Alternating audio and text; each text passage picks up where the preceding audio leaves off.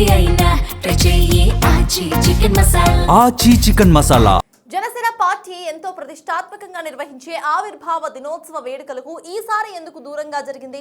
జిల్లా కేంద్రాలు, మండల కేంద్రాల్లో గ్రామ స్థాయిలో ఆవిర్భావ వేడుకలను పరిమితం చేయడానికి కారణాలు ఏంటి? ఆవిర్భావ దినోత్సవ వేడుకలు చేయకపోవడానికి నిజంగా వాతావరణ పరిస్థితులే కారణమా, లేదా వేరే కారణాల వల్ల పిఠాపురంలో ఆవిర్భావ సభ వేడుకలను రద్దు చేసుకున్నారా? ఇందుకీ ఆవిర్భావ దినోత్సవ వేడుకలను అసలు రాష్ట్ర స్థాయిలో ఎందుకు నిర్వహించడం లేదు? అసలేం జరిగింది? జనసేన పార్టీ తీసుకున్న నిర్ణయం ఇప్పుడు రాజకీయ వర్గాల్లో తీవ్ర చర్చకు దారితీస్తుంది. 100% స్ట్రైక్ రేటుతో అధికారంలోకి వచ్చిన జనసేన గెలిచిన మొదటి ఏడాది అంగరంగ వైభవంగా పిఠాపురంలో ఆవిర్భావ దినోత్సవ వేడుకలు జరుపుకుంది. 2 తెలుగు రాష్ట్రాలతో పాటు ఇతర రాష్ట్రాల నుండి కార్యకర్తలు, నేతలు పిఠాపురం ఆవిర్భావ దినోత్సవ వేడుకల్లో పాల్గొన్నారు. అంతేకాదు పార్టీ అధినేత పవన్ కళ్యాణ్ కూడా గతంలో ఎన్నడూ లేని విధంగా పిఠాపురం సభలో సుదీర్ఘ ప్రసంగాన్ని ఇచ్చారు.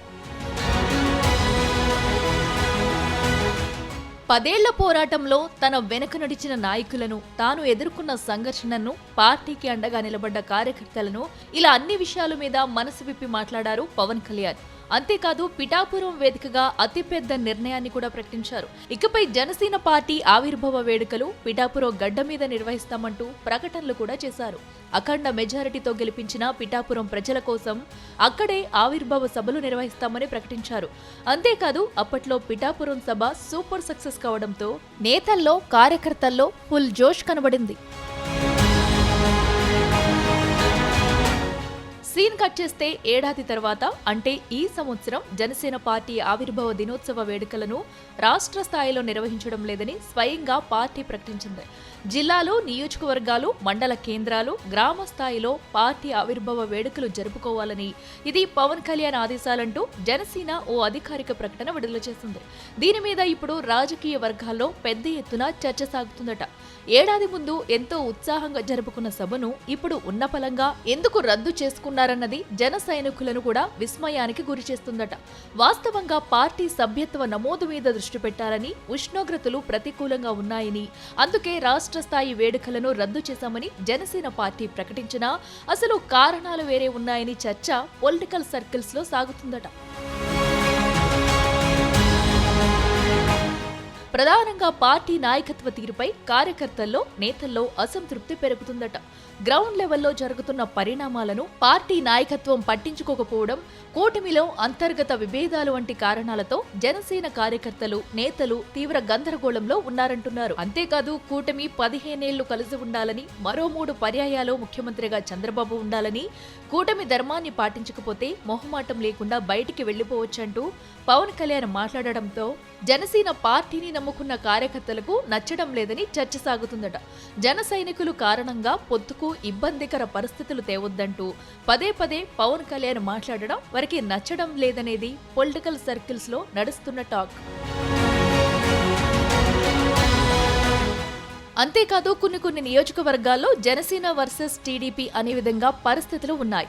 ఇలాంటి పరిస్థితుల్లో ఆవిర్భావ దినోత్సవ వేడుకలు పెట్టడం ద్వారా అవన్నీ రిఫ్లెక్ట్ అయ్యే అవకాశం ఉందనే సమాచారంతో రాష్ట్ర స్థాయి వేడుకలు కాకుండా జిల్లా, మండల స్థాయికి ఆవిర్భావ వేడుకలను పరిమితం చేశారనే ప్రచారం రాజకీయ వర్గాల్లో జోరుగా సాగుతుంది. వాస్తవానికి ఈసారి కూడా పిఠాపురంలో ఆవిర్భావ సభ నిర్వహించాలని జనసేన పార్టీ మొదట భావించింది.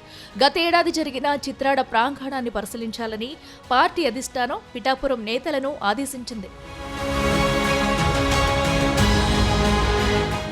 అయితే ఏం జరిగిందో ఏమో గానీ రాష్ట్ర స్థాయి వేడుకలు రద్దు చేశాం, దాని స్థానంలో యూత్ మీటింగ్ నిర్వహిద్దామని, అందుకు స్థలాన్ని చూడాలంటూ పిఠాపురం నేతలకు పార్టీ అధిష్టానం సమాచారం ఇచ్చింది. చివరికి దాన్ని కూడా రద్దు చేసి ఆవిర్భావ వేడుకలను జిల్లాలకు, మండలాలకు మాత్రమే పరిమితం చేసింది జనసేన పార్టీ. ఇలా నిర్ణయాలు తీసుకుని వెనక్కి తగ్గడం వెనుక కారణాలు పార్టీలో పెరుగుతున్నటువంటి అసంతృప్తి ప్రధాన కారణమని టాక్. మరోవైపు పార్టీ ఆవిర్భావ దినోత్సవ వేడుకలు రద్దు చేయడానికి కారణం సభ్యత్వ నమోదు మీద ఫోకస్ చేయడానికి అంటూ జనసేన మరో ప్రకటన కూడా చేసింది. వాస్తవానికి సభ్యత్వ నమోదు కూడా ఆశించిన స్థాయిలో జరగడం లేదనే చర్చ ఆ పార్టీలోనే సాగుతుందట. సభ్యత్వ నమోదు ప్రారంభించి 15 రోజులు అవుతున్నా కేవలం 7-8 లక్షల మాత్రమే చేయగలిగారు. 5 రాష్ట్రాల్లో కలిపి ఇంత తక్కువ స్థాయిలో సభ్యత్వ నమోదు కావడంపై ఆ పార్టీ నాయకత్వం అసంతృప్తిగా ఉందట.